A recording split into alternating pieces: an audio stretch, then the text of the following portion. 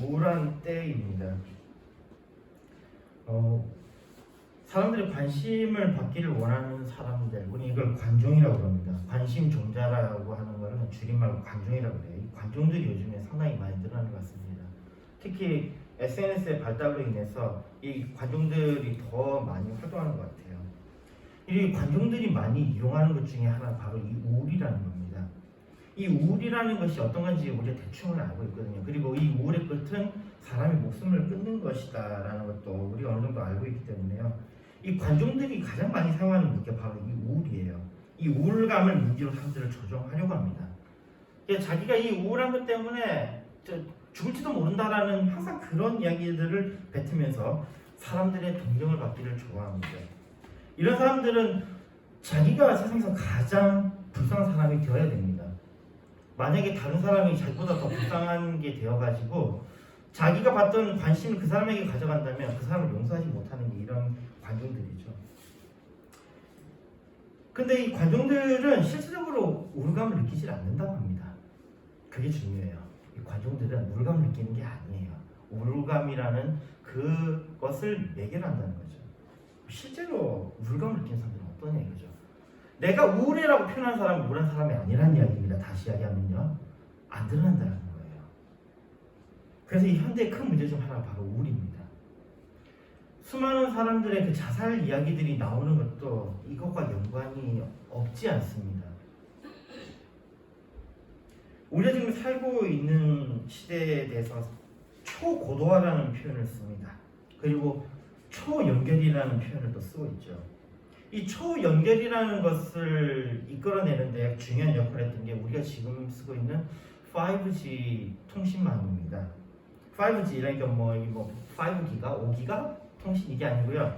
5 generation 그러니까 5세대라는 겁니다. 그럼 이 통신도 실질적으로 보면은 뭐가 바뀌었냐면요, 통신 속도가 빨라진 거예요. 통신 속도가 빨라져서 지금 벌써 5번째로 온 겁니다. 통신 속도가 5번째로 빨라졌는데 그러면 이게 무슨 의미가 있느냐 했는데 각 세대마다 목표하는 바가 있었어요. 통신을 처음에 만들었을 때 첫 번째 세대, 즉 first generation에서는 무엇에 대한 관심이 있었냐면요, 사람이 음성으로 통화하는 것이었습니다. 그 전에 이런 거였죠. 선과 선을 연결해가지고 사람한테 이렇게 통화를 해보니까 통화가 된다는 걸 알았어요. 이거를 그 전자적인 방법을 통해서 하는 것까지 발전하는 것이 이때의 목표였다 그러면요, 일단은 1세대 때는 아날로그 방식입니다. 아날로그 방식으로서요, 전화, 그러니까 음성을 통해서 서로 전달하는 것이었어요. 그런데 2세대로 들어가면서 이제는 통신 속도가 빨라지는 것도 있고 그 앞에 아날로그에서 디지털로 전환이 됩니다. 디지털로 전환이 된다는 것은 상당히 멀리까지 보낼 수 있게 됐고요. 이 2세대에 들어오면서 이제 달라진 것은 문자, 텍스트가 가능해진 겁니다. 이걸 딱 그렇게 생각하면 돼요. 집에 있는 그냥 일반 우리가 쓰고 있는 유선전화 같은 경우에는 거기에는 텍스트가 안 보이잖아요. 안 보였거든요. 그냥 전화만 할 수 있었어요. 근데 어느 순간 우리가 핸드폰이라는 것에 손을 딱 쥐게 되면서 문자가 같이 오기 시작한 거예요. 이 문자라는 것은 굉장히 획기적인 것이었습니다. 바로 이 2세대 통신에서는 이 문자, 텍스트가 주 목적이었어요. 그러니까 그것만큼 하기 위해서 속도가 발전됐었어야 합니다. 근데 문자와 텍스트를 전송하다 보니까 또 다른 니즈가 생긴 거죠. 다른 요구가 생긴 겁니다. 그 다른 요구가 뭐냐면요, 아무래도 글보다는 더 임팩트 있는 게 사진이잖아요. 또 동영상이잖아요. 그러니까 얘를 전송할 수 있지 않을까라는 어떤 생각으로 해서 더 빠른 통신망을 개발한 겁니다. 그래서 주파수 대역수를 바꾸죠. 처음에는 그 저속으로 가는 거 주파수를 쓰다가 이제는 고속 주파수를 쓰게 됩니다. 그러니까 막 그 헤르츠가 굉장히 높아지기 시작한 거죠. 바로 이때 3세대 통신망에서는 우리나라는 이제 다 끝났으니까 하는 이야기지만요, 이 주파수를 좋은 대역대를 할당을 받아야지 속도가 나거든요. 그게 2기가 정도 되는 그 주파수, 거기를 할당 받았던 게 어디냐면 SK예요. 그래서 그때 SK텔레콤이 다른 데보다 훨씬 더 잘 터졌다는 게 그것 때문입니다. 좋은 주파수를 받았어요. 이때는 사진과 동영상을 전송하는 것이 주된 목적이었고, 그때 SK텔레콤 굉장하였죠. 그거 쓰는 사람들이 귀족 같은 그런 모습이 있었으니까요. 그러나 이것이 이제 더 나아가서 동영상 말고 사람들의 다른 니즈가 생긴 거예요. 다른 니즈가 뭐냐면요. 지금 내가 있는 이 상황에서 실시간으로 그대로 연결되는 것을 원했던 거예요. 사진과 동영상은 이미 했던 과거의 것을 보낸다 치면요. 이제는 동시에 이것을 하고 싶은 거예요.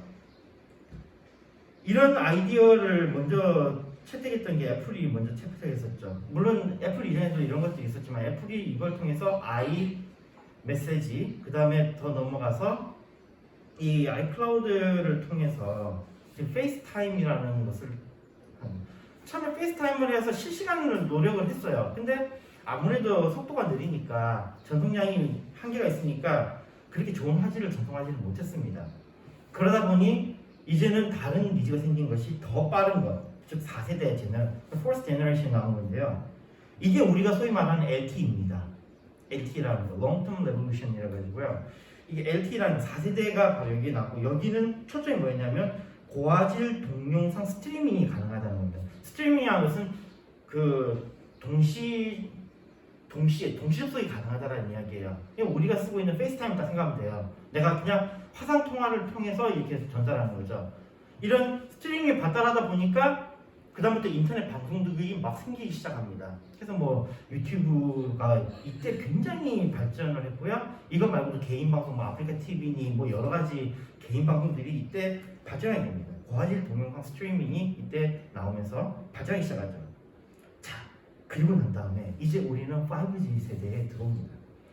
자, 이 Fifth Generation 이게 5G 통신으로 들어갔을 때, 그럼 여기는 이제 4세대보다 더 빨라졌다는데 여기는 뭘 의도하고 이걸 만들었냐 이거죠. 5세대는요 대용량 데이터를 의도한 겁니다. 대용량 데이터. 자, 대용량 데이터 하면은 데이터 마이닝도 있을 거고요. 그거 말고도 또 대용량 데이터 하니까 이거 가지고 할 수 있는 게 여러 가지 것들이 이제 생각나기 시작한 거예요. 대용량, 그 다음에 저지연성, 초연결성. 이 대용량 데이터들을 하게 되니까 우리가 지금 가장 크게 이 5G 통신을 통해서 할 수 있는 것 중에 하나가 뭐냐면요, 바로 자율주행입니다. 자율주행. 뭐 테슬라가 지금 이거 자율주행에 대해서 굉장히 많이 연구를 하고 있고, 또 그 테슬라가 한동안 여기에 대해서 독보적인 역할을 했는데요. 지금 들리는 소문에 의하면 현대가 상당히 여기 많이 따라잡았다고요. 현대가요. 그럼 현대가 따라잡았다라는 건 다른 데도 역시 마찬가지 많이 따라잡았다는 거예요. 그럼 이건 뭐냐? 수많은 센서들이 움직이면서 그 센서들 데이터들을 중앙으로 보내요. 그럼 그걸 가지고 거기서 예측을 하고 그 데이터를 다시 차에다 전송을 해줍니다. 이 가운데 엄청난 양의 데이터들. 근데 이건 차 안의 데이터가 아니고 돌아다니는 차들, 모든 차들의 데이터들이 한꺼번에 올라가고 한꺼번에 내려와야 돼요. 그렇게 돼야지 이 차가 있는 위치를 정확하게 파악을 해서 이 차가 어디로 나가야 될지를 판단해야 되는 거거든요. 이게 정말 짧은 순간에 다 이루어지고 있습니다. 엄청난 양의 데이터가요. 그리고 이걸로 인해서요, 이 별의별 것이 다 연결됩니다.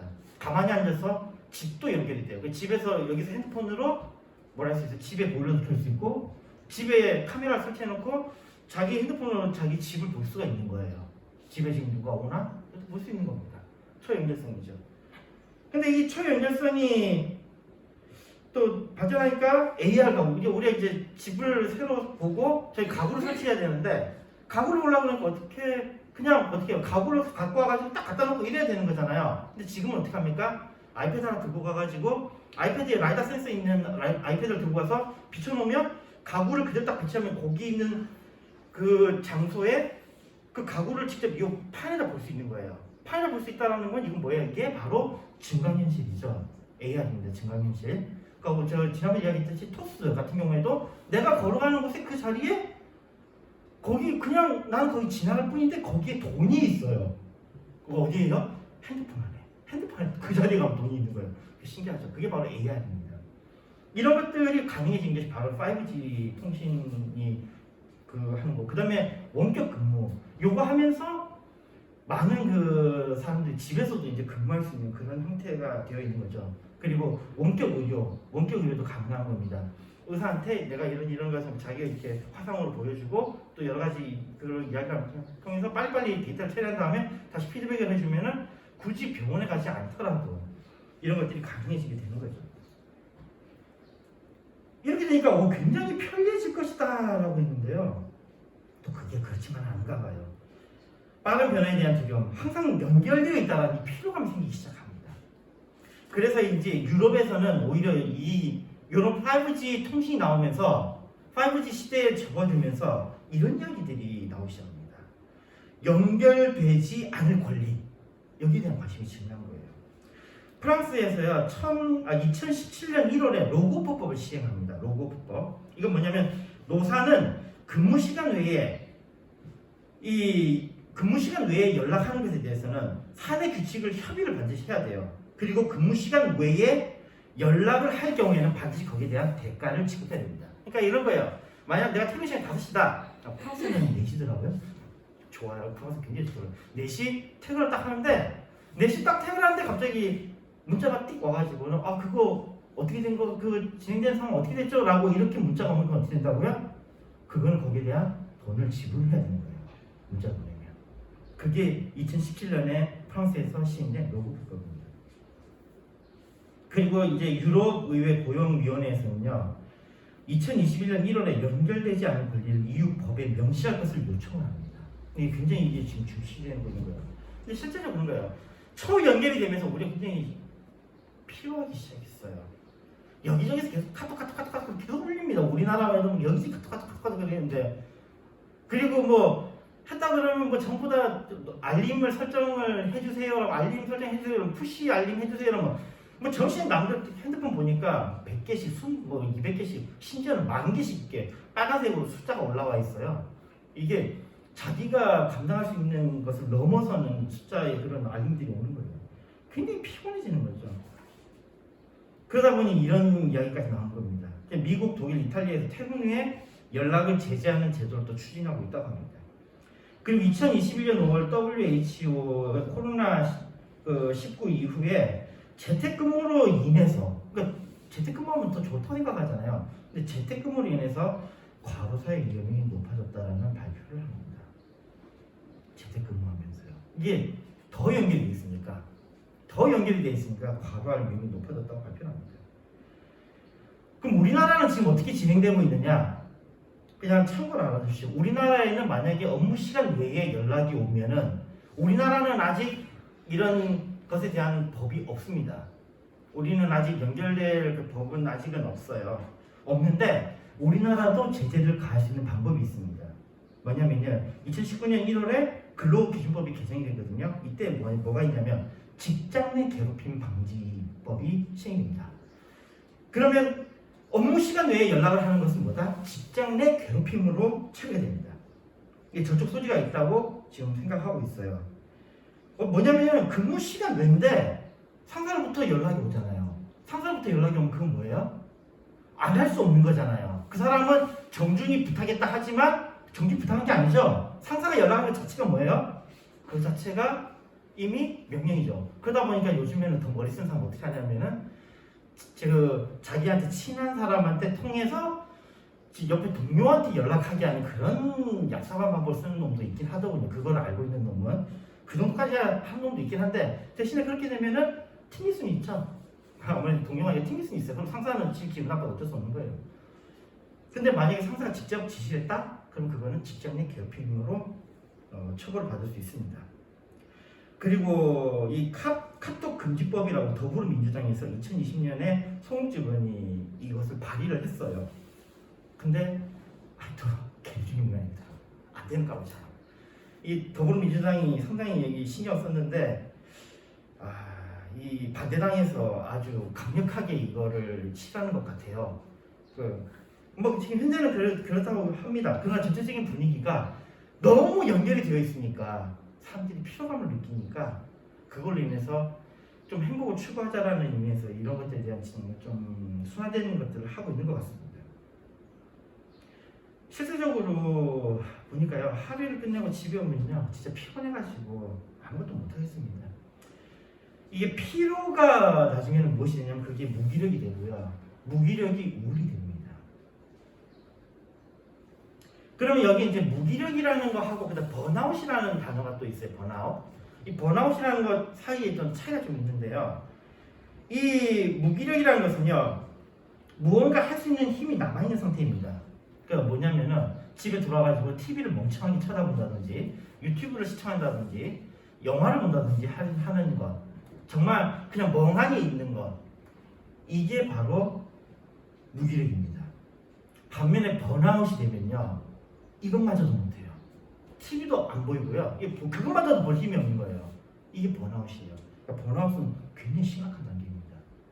번아웃은 굉장히 심각한 단계, 무기력은 지금 이 정도 단계인데요. 이 무기력이 이제 발달하면 바로 우울로 가는 거예요. 이게 발달이 되는 거예요.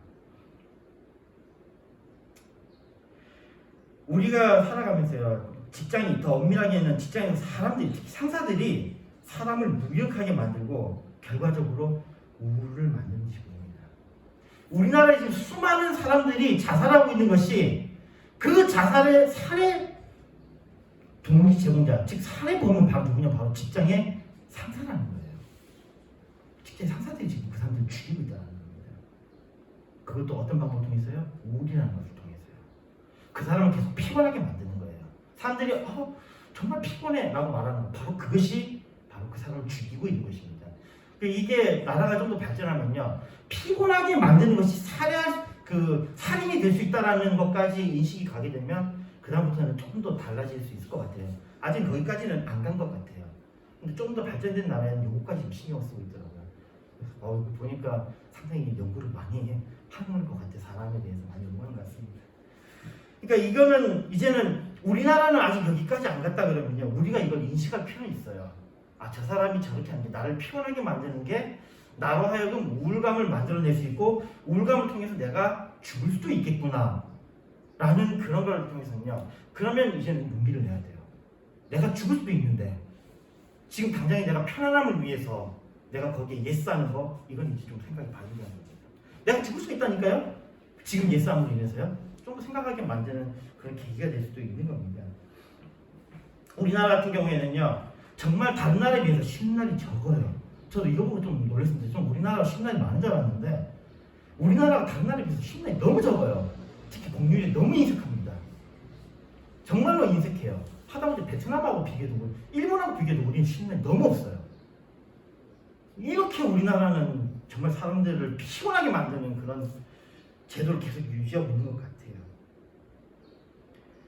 어떻게 해서든지 더 많은 일을 시켜 먹으려고 하는 이 사회적 분위기, 바로 이러한 사회적 분위기가 우울을 유발하는 듯이 보입니다. 그러니 우리나라 자살률이 세계 1위가 되는 거예요.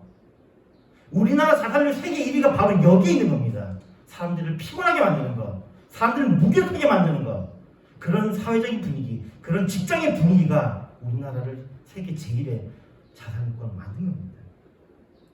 이미 답은 다 나와 있더군요. 우리나라가 자살률 세계 1위라고 이야기하면서 자꾸 다른 데서 이거에 대해서 심각하게 이야기해야 된다라고 어쩌고 이야기하는데, 저는 진짜 여기에 답이 없는 줄 알았어요. 근데 이미 연구는 끝났습니다. 바로 직장이, 우리나라의 그 일을 시키는 그 사회적 분위기가 우리나라를 세계 1위의 자살국가로 만든 거예요. 사람들 그걸 좀 벗어나려고 외로워서 자살한다느니 편해서 자살한다는 그런 소리를 하는데, 그게 아니고 사람을 죽게 만드는 것은 바로 피로감입니다. 이 피로감이 바로 무기력을 만들고 무기력이 우울을 만드는 겁니다. 이전 사회와 현대 사회의 고민이 좀 다르죠. 이전 사회에는요, 내가 뭘 해야 되지? 내 적성이 뭔지에 대해서 한 번도 고민한 적이 없습니다. 이전 사회는요. 왜냐하면 이전 사회는 계급 사회잖아요. 태어날 때부터 할 일이 정해져 있어요. 그리고 이것 하고 저것 하고 그냥 그렇게 살았어요. 근데 지금 와서는 어떻습니까? 사람들이 직업을 갖고 그 직업을 가지고 생활을 합니다.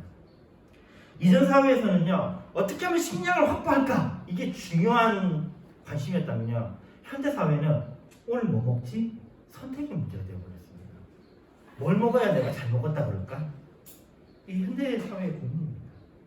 이전 사회는요, 짐승으로부터 위협, 또 자연재해로부터의 위협이 있었다면요, 지금의 사회는 제일 우리가 위협을 받는 게 뭐냐면요, 정말 아이러니하게도 교통사고입니다. 제일 많은 사람들이 죽는 게 교통사고예요. 그것도 비행기, 오토바이, 다 사람들이 다 이야기하는데요, 제일 많이 사람이 죽는 건 자동차입니다. 자동차예요. 비행기도 아니고 배도 아니고 오토바이도 아닙니다. 자동차예요. 분명히 많은 것이 좋아졌던 것은 사실입니다. 이건 정말 부인할 수 없는 사실입니다. 그러나 어떤 사람들은 이 좋은 것들을 인해서 허망함에 빠집니다. 그럼에도 불구하고 많은 사람들은 아직도 삶을 걱정하기도 합니다. 그러니까 우리가 실제로 살아갈 때는요, 적당한 부담이 있는 것은 중요합니다. 이 적당한 스트레스는요, 건강을 위해서 중요합니다. 그러기에 너무 편안한 삶도 우리에게는 좋은 것은 아닙니다. 반면에 너무 각박한 삶, 이것은 우리를 우울에 빠지게 쉽게 만듭니다. 너무 편안한 것도 너무 각박한 것도 둘 다 우리는 거기에서 재미없다고 표현합니다. 재미가 없다라는 말, 여기 굉장히 중요한 의미가 들어있습니다. 우울의 가장 큰 원인은 바로 재미없는 것. 재미가 없다는 것은 뭐가 없는 거예요? 소망이 없는 겁니다. 삶의 이유를 찾지 못하는 거예요. 여기까지 인식이 철학에서는 이제 존재 탐구에서 나타납니다. 이전에 철학이 실제로 초월적으로 존재하는 그 존재가 무엇일까에 대한 탐구했다 그러면요, 현대에 와서는 그 존재는 완전히 바뀝니다. 특히 하이데거에 와서 그 존재라는 것에 대한 이야기할 때는 그 존재는 더 이상의 초월적인 신 이런 게 아니에요. 우리로 하여금 살게 만드는 뭐요? 의미입니다. 삶의 의미가 바로 우리의 존재예요. 그래서 제가 그 전에 이렇게 번역을 한번 해봤던 그 책에도 보니까요, 신학이 바뀌는 게 그거더라고요. 그 전에 신학이 우리가 믿는 하나님은 뭐냐면 천지를 만드신 하나님 아버지를 믿는다 그러면요, 지금의 현대 신학자들 중에서는 그 신학을 완전히 바꿔요. 우리로 하여금 삶의 의미를 주는 것, 그것이 바로 우리의 신이다라고 표현하고 있어요. 현대 신학에서는 우리로 살게 하는 것. 근데 그게 우리는 그렇게 생각하면 너무 무신론자적인 접근이 아니에요. 우리로 하여금 살게 하는 그 희망이 되는 것, 그 소망이 되게 하는 것, 그것이 존재라고 그러면 바로 그분이 예수 그리스도이신 거예요.